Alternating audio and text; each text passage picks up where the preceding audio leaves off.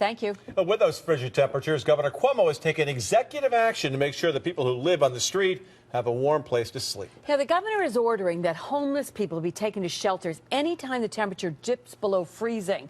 Capitol reporter Kimberly Howard is live outside the City Mission in Schenectady tonight. And Kimberly, I know that's one of the shelters that's being affected by this new law. How are they reacting?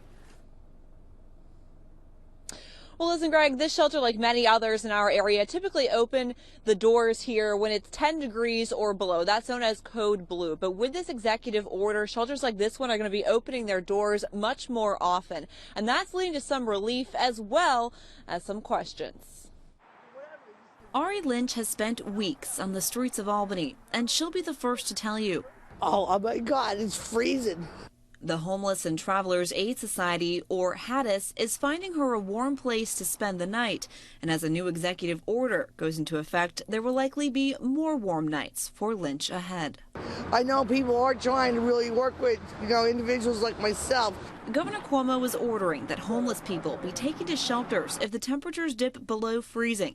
That's 22 degrees above the current code blue standard.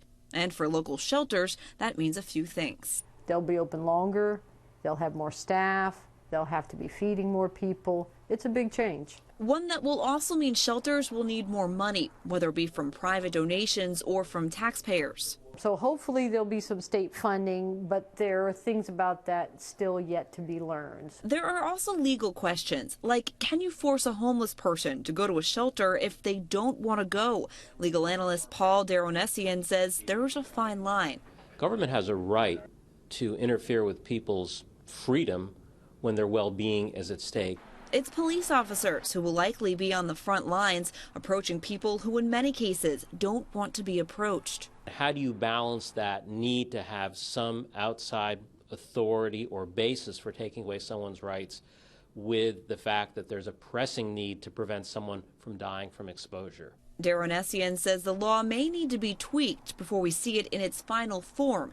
In the meantime, local homeless advocates we spoke with and the people they protect are pleased. Because people will die out there.